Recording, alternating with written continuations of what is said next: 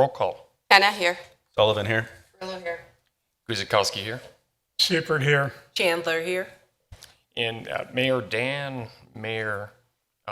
is excused, and we also have Commissioner Oldani excused, and then also Alderman Lorick is still excused as well for serving the nation right now.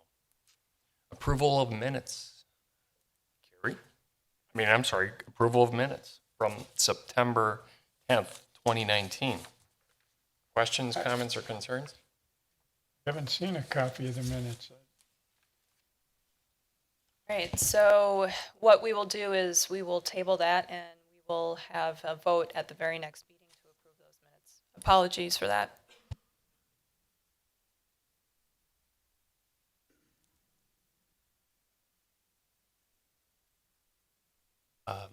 There's no significant common council action. That's correct. All right, 5A, conditions and restrictions. So Plan Commission will recall at the September 10th meeting that there was a conditional use permit request for a clinic at the property at 140 East Rawson Avenue. And tonight's review is the conditions and restrictions for that particular use.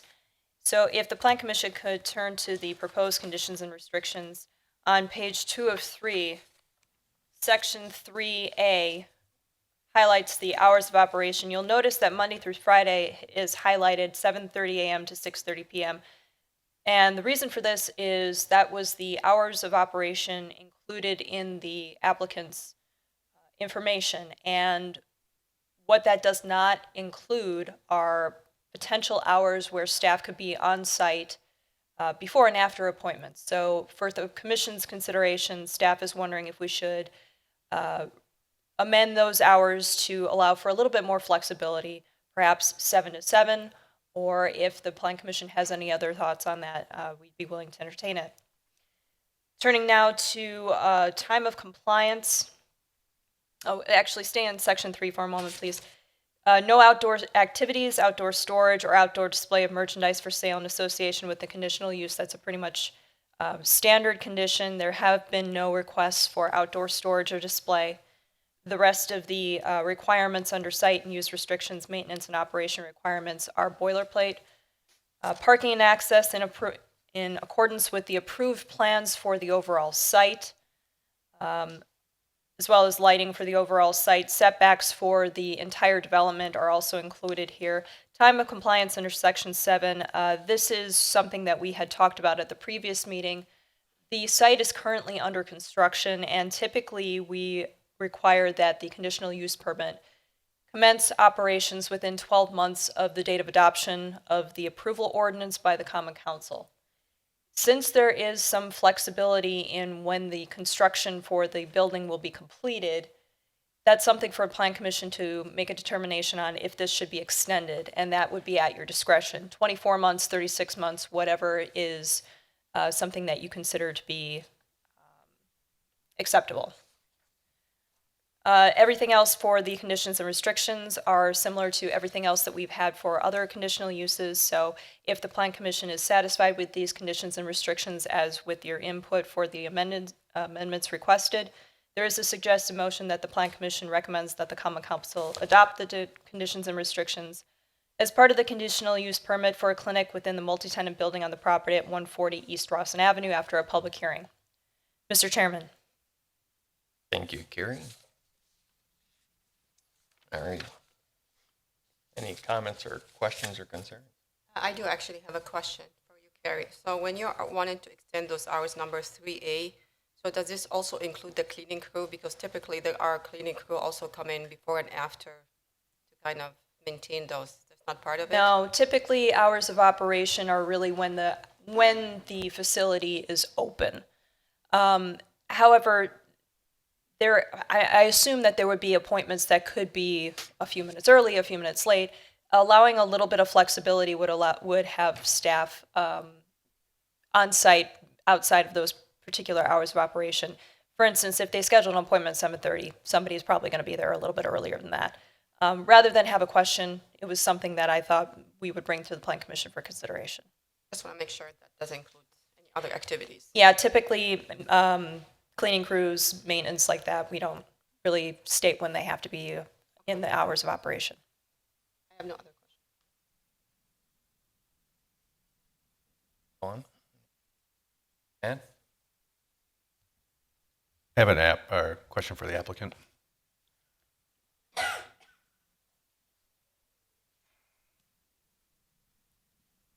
Dustin Mikelski, 3441 Bark Lake Road, Heber, Wisconsin. I represent the applicant. The question is gonna be pretty basic. In order to actually occupy the building, there are items that need to be met for occupancy, Yep. such as grading, completion of the ponds, other things of that nature. Are you gonna be able to get that done in 12 months? Yeah, we're actually working on completing the project before the end of the year for the actual original construction of the shell site. We're looking to hopefully submit for permits for this space already because the shell for this building's actually completed already. So we're hoping to work on the improvements for this alteration during construction of the actual site. But within 12 months, if we don't have it done in that time, we'll probably won't have this tenant as an option. Does that include the third building completion? It does not. It'd just be the completion for building C and B. And then the required site improvements. All the site work would be done. based on that, Matt, would it be better to, time of compliance to extend that? No, if they plan on having it done within the year, 12 months Yeah. would be more than adequate. Like I said, this tenant I don't think is willing to wait a full year. So if we don't hit the mark, I don't think we'll have this as an option. There is also the option, if it looks like the completion of the site isn't going to be within 12 months, if you apply for an amendment for an extension of that time period prior to the expiration of the conditional use permit, that can be considered for an extension. That would be great. I have a question for the applicant. Do you concur with the 7:30 to 6:30 time element that we had on The 7:30 to 6:30 is the hours of operation that they provided to me, that they had clients come in and out. Obviously, if you guys are willing to give a little bit of a buffer on that and do 7 to 7, I think that'd be appreciated. Again, I'm assuming that they schedule everything within that time period, but people could be held there late waiting for a ride, or they could get there a little bit early, just anticipating. So you would go along with changing the hours from 7 to 7? If we could change the hours to 7 to 7, I think the applicant would, or the user would appreciate that.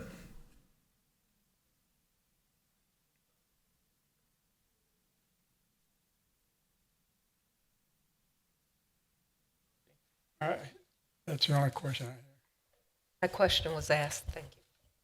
Sounds good. Thank you. All righty. Any other questions or comments or concerns? So we should probably wrap up the change with the hours of operation and define that to 7 a.m. to 7 p.m. You guys agreeable to that? Does that need to be part of the motion, Carrie, or we just change it behind the scenes? Staff will incorporate the change. All right, thank you. Seifert moves that the Planning Commission recommends that the Common Council adopts the conditions and restrictions as part of the conditional use permit for a clinic within the multi-tenant building on the property at 140 East Rawson Avenue after a public hearing. Chandler seconds. Roll call. Hannah, aye. Sullivan, aye. Hello, aye. Guzikowski, aye. Seifert, aye. Chandler, aye. All right, thank you. 5B, conditions and permit amendment for time of compliance for a community-based residential facility. Carrie, is that you? Yes, so there is an existing conditional use permit for this property at 7801 South Pennsylvania Avenue, and the request is for an extension to the time of compliance section. Now, this requires a little bit of background information for the Plan Commission's edification. There are some who may not have been involved in the original process. So in 2016, a CBRF, or a community-based residential facility with a capacity of 20 beds in 10 rooms, was approved. And those conditions and restrictions required, as we normally do, building permits be issued within 12 months of the date of adoption by council. Unfortunately, at that time, the applicant was unable to meet that requirement, so the conditional use permit expired, and they reapplied for conditional use permit approval in 2018. In July of that year, the Plan Commission recommended Common Council approval of that CUP. Same request, there were no changes. The council approved that on August 21st, and again, within those conditions and restrictions, there was a requirement for building permits to be issued within 12 months of the adoption date of the ordinance, which would have been on or before August 21st of this year. There was a building permit application that was submitted August 12th of this year. However, the typical time frame for all departments to review building permits is about 3 weeks. So unfortunately, we were unable to complete our departmental review for that building permit application, and especially if there are additional information pieces that are required, or if there are any amendments that are required to those permits, that could actually extend the review time out beyond the typical 3 weeks. So we do have a little bit of a buffer when it comes to our permit review process. With this case, a permit could not be issued prior to the expiration of the conditional use permit, so the applicant went ahead and supplied an amendment request for extending the time of compliance section until September 21st, but unfortunately, staff can't issue any kind of extension on a conditional use permit, and the next available Plan Commission review date was tonight, which is beyond that request date. So staff is actually providing a recommendation for an additional 6 months to allow for that building permit process to be completed. And if the Plan Commission is satisfied with that extension of 6 months, that would be from the date of approval by the Common Council again. So there is a suggested motion that the Plan Commission recommends that the Common Council approves an amendment to the existing conditional use permit, extending Section 7 time of compliance to a deadline of 6 months of the date of adoption of the amendment ordinance for the property at 7801 South Pennsylvania Avenue after a public hearing. Mr. Chairman. Thank you, Carrie. This is all pretty straightforward from I recall our last meetings about it. Any questions? I do have a question for the applicant. Yes, sir. I'm Joe Frederick. I'm one of the owners of the property. 1422 North 69th Street, Wauwatosa, Wisconsin. Can you provide more information about the 6 months? Is that a sufficient amount of time? We would be, yes, that's longer than we need, and so that would be more than adequate. Thank you.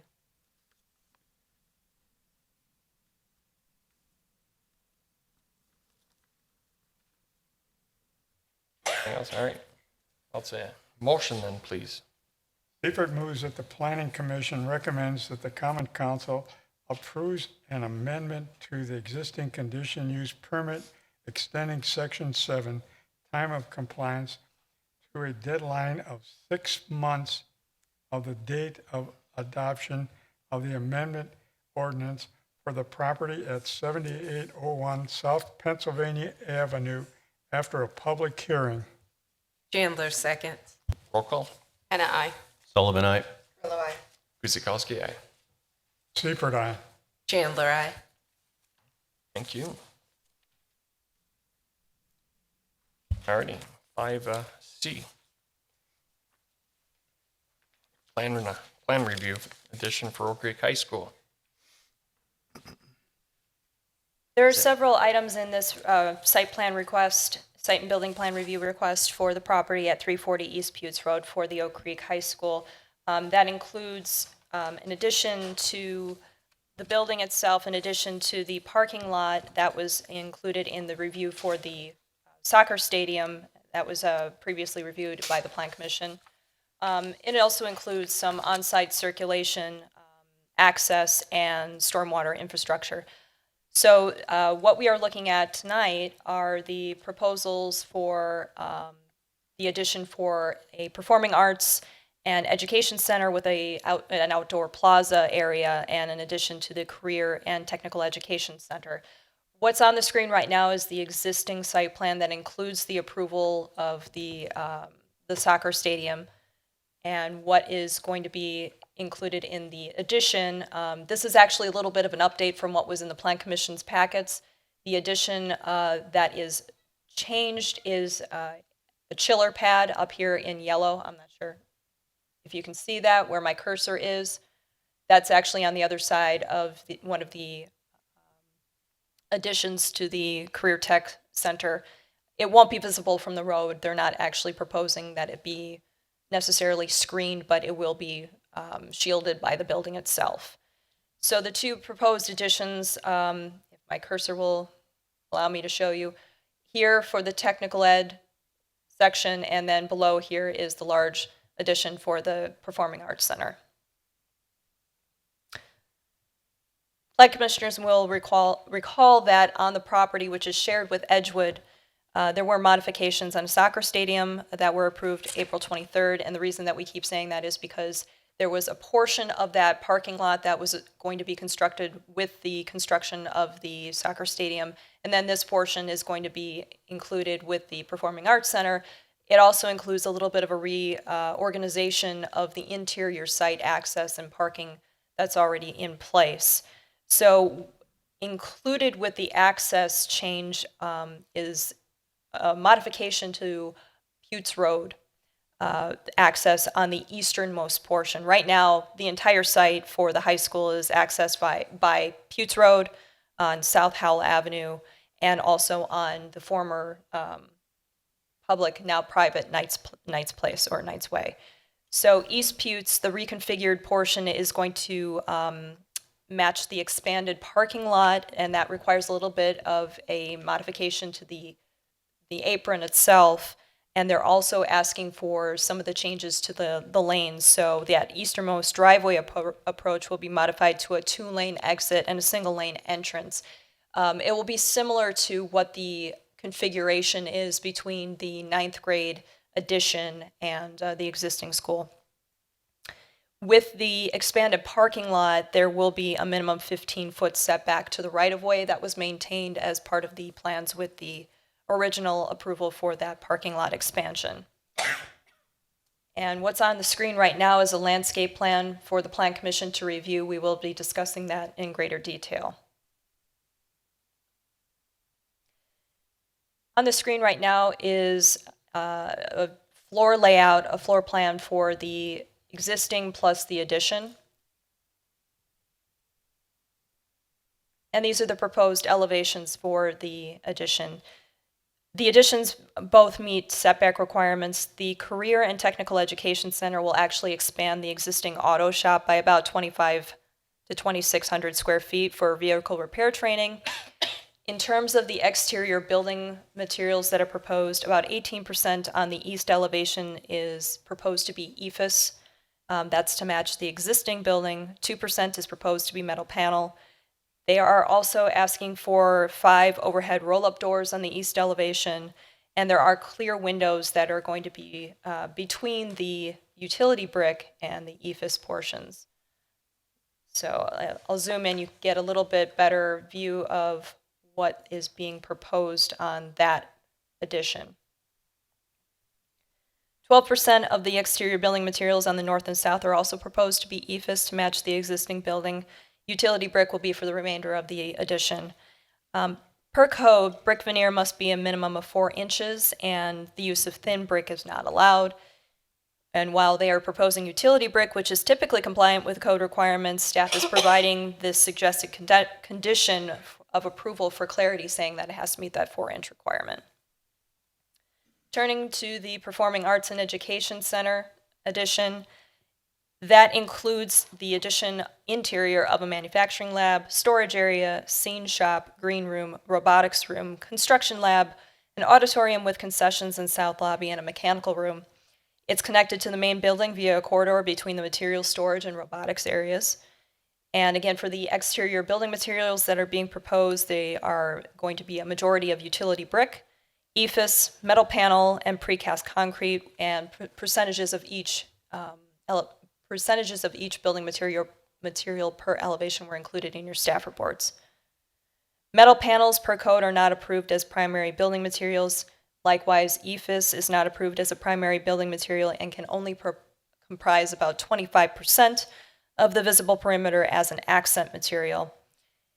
Code also requires that the facade of a manufacturing, commercial, office, institutional, or park building be finished with an aesthetically pleasing material with a minimum of 75% of the visible perimeter finished with an acceptable glass, brick, or decorative masonry material.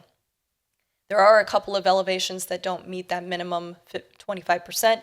It actually exceeds it. So any modifications would require a 3/4 majority approval of the Plan Commission if supplemental design elements or improvements are incorporated into the project, which compensate for the modifications of the standard per Section 17-1009 sub E. There have been no mechanical units that have been identified on the plans. As with any building modification or addition, all ground building and rooftop mechanical units, utility boxes, and transformers must be screened per code. Turning to the landscaping plans for the proposal, we do have some landscape islands and a bit of landscaping around the proposed addition. However, we don't have a complete picture of the screening for the parking to Putes Road. That's partly because we had parking that was approved as part of the soccer addition, and then we have this portion here. So it's difficult to get a complete picture of how that parking lot will be screened from the road. It is required to be screened with a minimum of a 3-foot installation height and maintenance height for plants, if plants are going to be used. We do have a requirement for 1 tree and 5 bushes to be planted for every 35 linear feet of parking that's adjacent to a public right-of-way. So for the landscape plan, any modifications or additions or requirements are going to be at the Plan Commission's discretion. And in the absence of complete plans meeting code requirements, the landscape plan can be brought back to the Plan Commission for approval as a separate matter. This is one of the plans that we are going to be asking for the Plan Commission to actually approve at a meeting. This landscape plan should be inclusive of calculations to demonstrate that the plan complies with minimum municipal code requirements regarding parking lot screening and also interior landscaping. Again, because we don't have a complete picture of the full parking lot area, we'd be combining 2 plans for landscaping. We want to make sure that they match up. And in order to do that, to have a complete picture, we may have to have that plan come back to the Plan Commission at a later date. With that in mind, there is a suggested motion that the Plan Commission approves the site, building, and landscape plan submitted by Andrew Cromie, Oak Creek Franklin Joint School District for the property at 340 East Putes Road, subject to conditions 1 through 5. Mr. Chairman. Thank you, Carrie. Commissioners. Matt? Don? Fred? Yeah, I've got a question for the applicant. I'd like to know about a timetable and the length of completing this project, and what are the steps that you're going to take to complete it? I look at a possible parking problem. So Andy Cromie, Chief Business and Finance Officer for the Oak Creek Franklin Joint School District. Construction on this particular addition would start next summer through the 2020 calendar year and finish in the summer of 2021 to be ready for the 2021-2022 school year. I look at the parking problem potentially, and are you going to be able to handle the parking problem that you have? And the reason I say that is I'm looking at the activities that you have for football and for track, and now you're going to have soccer. Will the parking be completed prior to building the auditorium? Parking will not, because some of the parking area will be used as a staging area for the construction in order to complete it. So we'll be able to operate on a day-to-day basis as far as school is concerned, but there will be some disruption for Friday night football games, of which I'm not certain how many we have in the fall of 2020. I'm concerned a little about the neighborhood. And I look at it now when you have activities, football and so forth, that you people expand out into Sure. the neighborhood. Plus, even during the day for student parking is out in the neighborhood. This will not affect student parking whatsoever. Student parking is located on the west side of the building. The parking lot that's being affected is teacher parking, and then certainly after-school activities related to football. But again, we're talking 4 or 5 nights in the fall, would be disrupted from a football standpoint. Do you have a cost for this project? 16 million? About $16 million? Thank you.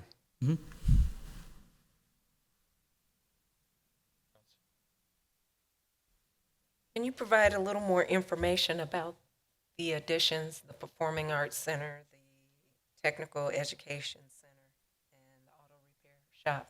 Sure.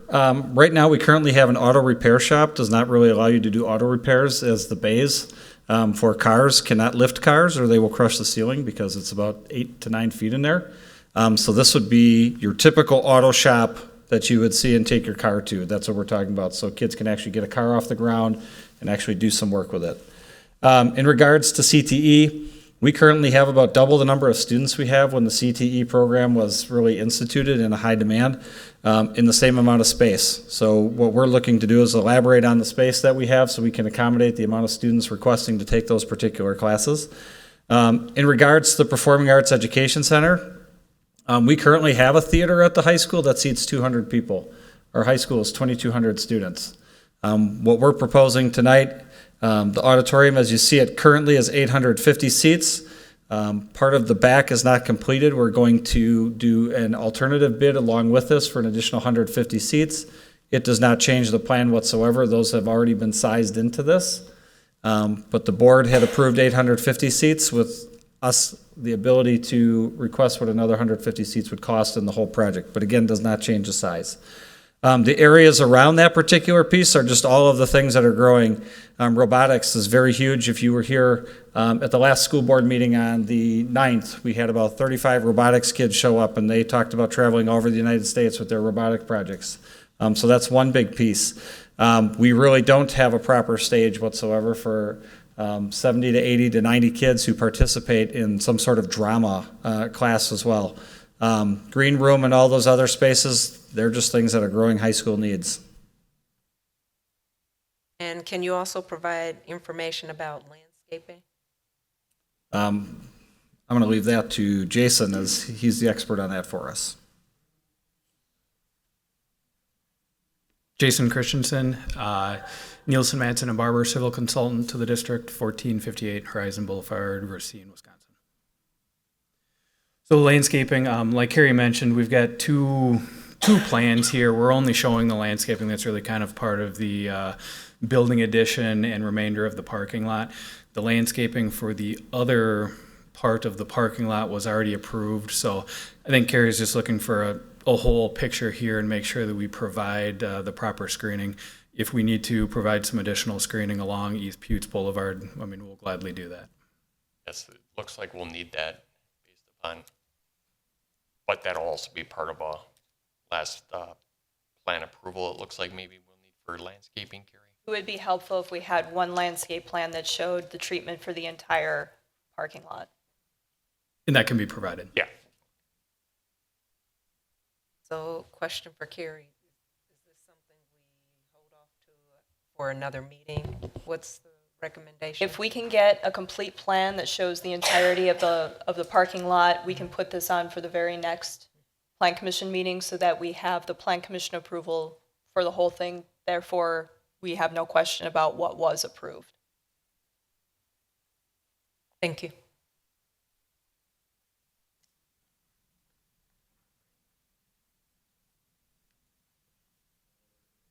I think that when I look at it, I mean, I know that as a proud 1984 graduate of Oak Creek High School, I know not a lot has changed in terms of the arts and whatnot. So I think whether you're in agreement or not with the referendum or how the money's being spent, from my perspective, this was the performing arts and some of the areas here that I've seen tonight are I'm pretty impressed with. So I appreciate the efforts.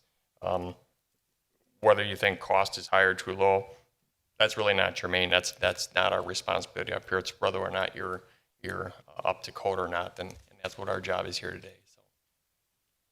So I do have one additional question for the applicant in regards to fire safety.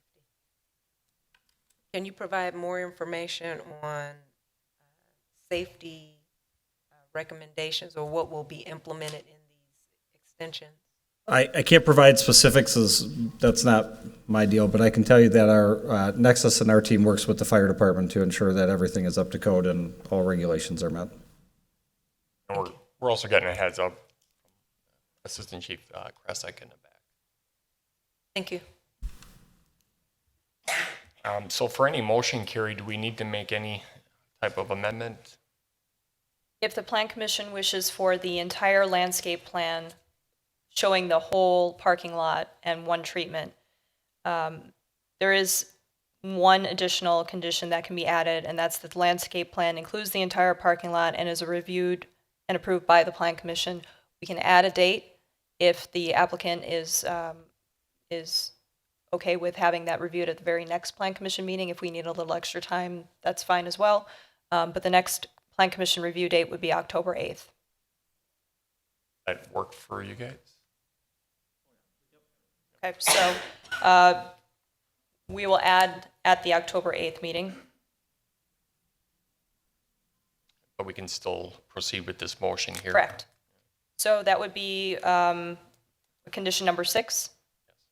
So if the Plan Commission is okay with this, the suggested motion is that the Plan Commission approves the site, building, and lands. Well, actually, we'll just do the site and building plans submitted by Andrew Cromie, Oak Creek Franklin Joint School District for the property at 340 East Putes Road with the following conditions. 1, that all relevant code requirements remain in effect. 2, that the exterior brick veneer meets the minimum 4-inch requirement per code. 3, that the plans are revised to include locations for all new and relocated mechanicals, transformers, and utilities. All mechanical equipment, transformers, and utility boxes, ground, building, and rooftop shall be screened from view. That all water and sanitary sewer connection requirements are coordinated with the Oak Creek Water and Sewer Utility prior to submission of building permit applications.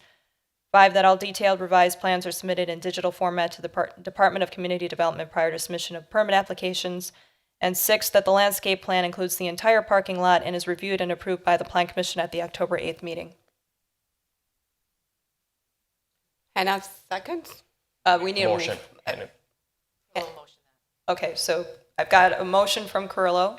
And second by And Hannah. Okay. Roll call. Hannah, aye. Sullivan, aye. Carrillo, aye. Guzekowski, aye. Seifert, aye. Chandler, aye. All right. Okay, moving on. All right. 5D, temporary use permit. Temporary use permit for All-Star GMC Buick. Laurie? Oak Creek LLC is requesting a temporary use permit that would allow for storage of 100 to 150 vehicles on the southeast portion of their property located at 2420 West Rawson Ave until March 31st of 2019. This address is Lot 2 of CSM 9040. Plan commissioners may recall that this property was approved for a conditional use permit for an auto sales and service operation in April of 2018. The condition and restrictions for the conditional use permit, along with the location map and CSM, are included in your packet.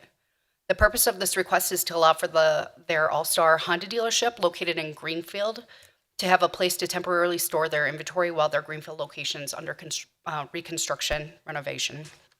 Staff has several concerns regarding the conflicts between the municipal code, conditional use permit, and the proposal. This includes the following: meeting the minimum 30 feet setback from the right-of-way and remaining outside of the drainage easements. The current encroachment into the right-of-way is shown in Exhibit A and B provided by staff in your report. The parking surface is currently grass, but code requires this to be asphaltic concrete or cement pavement. There is also no plan for the restoration of this grassland after the termination of the use. There is not adequate screening between the parking area and adjacent residential areas as required by code. Parking is required to remain outside of wetland boundaries and required buffered areas. As seen in the conditions and restrictions, they require that outdoor display areas shall be limited to those for the display of vehicles for sale as approved by the Plan Commission as part of the site plan review process. The proposed area is outside of that area. Additional staff concerns are listed in your report as well. While staff is sympathetic to the situation that All-Star Buick is in, or All-Star Honda, we feel that there are other opportunities to store this inventory elsewhere. Thank you, Lori. Alrighty. Questions or comments? Yes, sure. Just state your name and address. Debbie Litzo. I'm at 2413 West Rawson, so I'm right across the street from the cars that are already being stored there. A couple weeks ago, I went out with more than 4 garbage bags to fill up. It's turned into kind of like a junkyard. They haven't kept the grass cut like they used to. The old owners, before they sold it, would come out there and trim, and cut everything down. It was weeds, but it looked okay from the street. They're not doing that. So all the trash from 27th and Rawson is getting blown up against their bushes and weeds. So it's becoming a junk yard. And now with the cars there, with the weeds growing up around them, and they're right up against the street, it really doesn't look good. And when we were talking or listening to when you were going through what the dealership would look like and how it's going to be one of the first of the commercial properties in that corner, that we wanted it to look nice and show off the community, it is not showing off the community. It's embarrassing. So that's just from my other side of the road, and I don't have real high standards. So I thought there some of those cars out there tonight were the neighborhood that's actually next to them, but apparently not. But I'm sure they're not happy. Thank you, Debbie.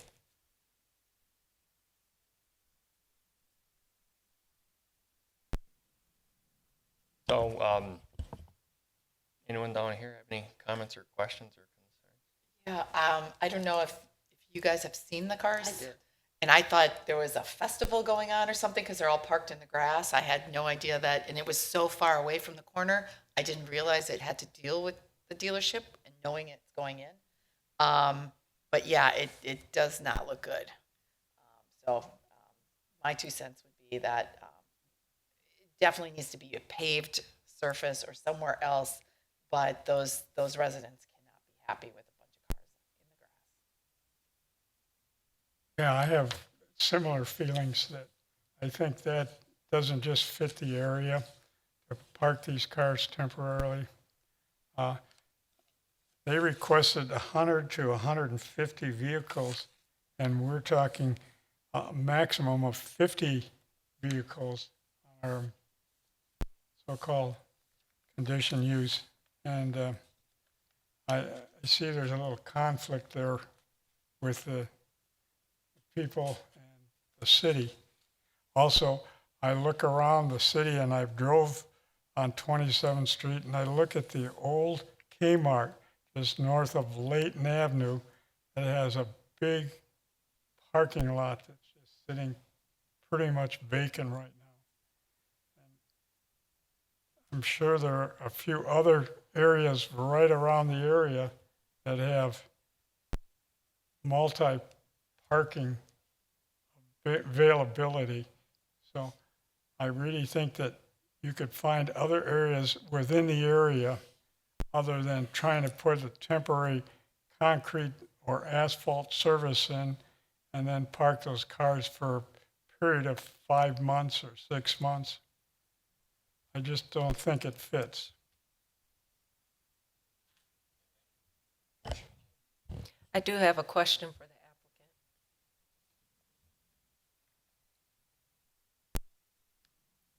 applicant. Tim Grayman. I'm sorry, what name and address? Tim Grayman, 7020 South 27th Street. So for this area, can you provide a little more information on how you would prep the area for these cars? Well, we came in front of you guys to find out what was needed first off. So it wasn't our intention to be an eyesore. We had a situation where we just purchased back the All-Star dealership Honda, and we have a overstock problem. We got some things going on that side. We own the property, so the quickest and fastest thing was move it there. Once we got our hands slapped, we reached out to the city, and we're at this process. So we understand your concerns. was hoping that we had some leeway to be able to use our own property, but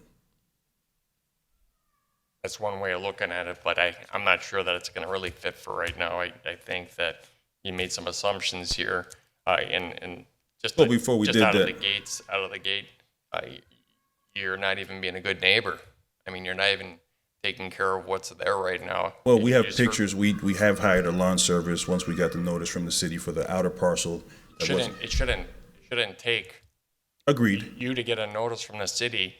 You should be managing and maintaining the property, meaning you should be out there and looking at what's going on there. It shouldn't have to come up from a letter from the city, from a complaint by a neighbor. You should be a good neighbor and taking care of that corner. Absolutely. We made a mistake and then we rectified it once we figured out we were not doing what we're supposed to do. Righty, sir.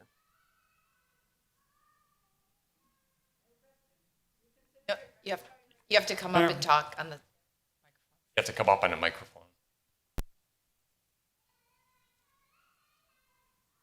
Isn't there a standard for how long the grass has to be cut down to? Like for the city of Milwaukee, I know I have rental properties and I get cited if the renters are not keeping it trimmed. Now, the weed commissioner should be notified if they're. So as of this morning, it sure wasn't meeting that standard from what I'm used to for the standard. Thank you. You have other questions? Yes, I do, for Lori.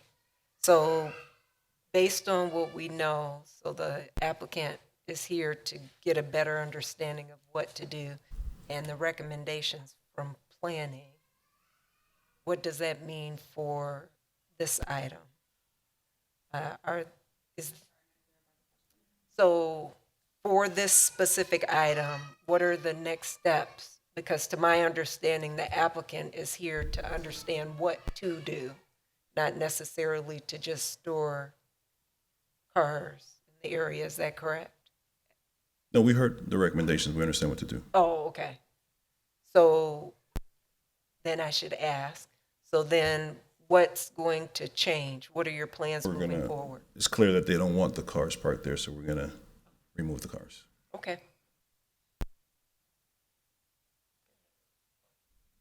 Thank you.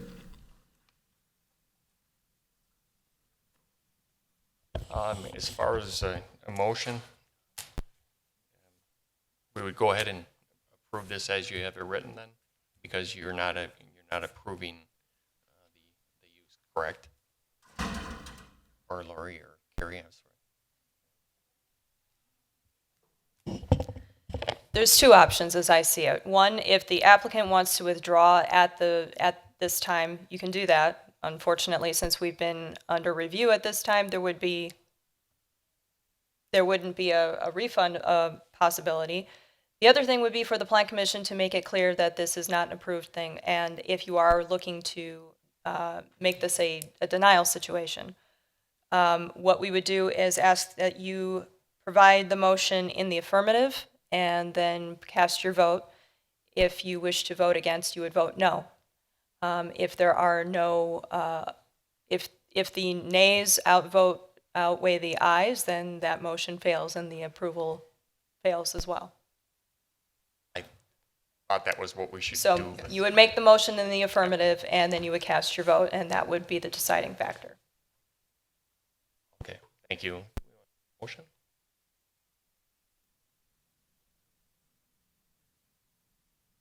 I've never done it before, so bear with me. Not many people here. Yeah, okay. Hannah moved that the Plan Commission approves the temporary use permit for temporary storage of inventory vehicles for sale at 2420 West Crossan Avenue with the following conditions.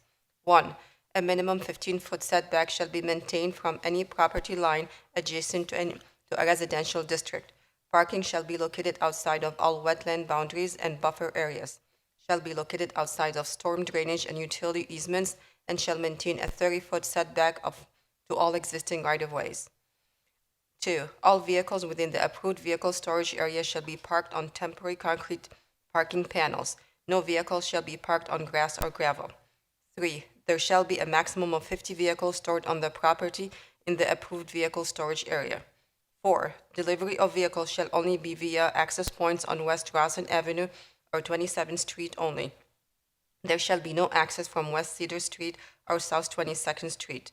Delivery or removal of vehicles shall be between 8 a.m. and 5 p.m., Monday through Saturday. 5, there shall be no lighting, advertising, or any other signage in the approved vehicle storage area. 6, there shall be no sales of vehicles from the approved vehicle storage area. 7, the temporary use permit of temporary storage of vehicles shall expire on March 31st, 2019. Excuse me, it'd be 20 Yes. instead of 19. Yeah, because I'm like, that expired already. Right. Okay. The temporary use permit for temporary storage of vehicles shall expire on March 31st, 2020. The property shall be restored to its original condition, all vehicles and concrete pad removed, vegetation replaced, replenished, within 14 calendar days following the expiration of the temporary use permit. Seifert seconds. Roll call. Hannah, no. Sullivan, no. Grillo, no. Guzekowski, no. Seifert, no. Chandler, no. That takes us to 5E. There is no staff report for this because what we are asking for is whether the Plan Commission would like to cancel a meeting, which is a rarity in these conditions lately. This meeting is scheduled for November 26, 2019. That happens to be 2 days before Thanksgiving. So if the Plan Commission would like to cancel that meeting, we need a motion, a second, and a vote, please. Seifert moves to cancel the November 26, 2019 meeting. Hannah seconds. Roll call. Hannah, aye. Sullivan, aye. Grillo, aye. Guzekowski, aye. Seifert, aye. Chandler, aye. Thank you. And then just before we shut down, I know Farmers Market, Yep, we have 4 more weeks to go. get till out there, October 19th. get out there and check it out. And anything else? Just a reminder that we have our first meeting on the zoning code update coming up on October 1st. It will be in the multipurpose room, which is right across the hall, from 5:30 to 7, and then the comprehensive plan open house. It will be held October 10th, same room, 4 p.m. to 7 p.m. We encourage everybody to come out and give their input on both the zoning code and the comprehensive plan draft. And I think that would be it for right now. Thank you.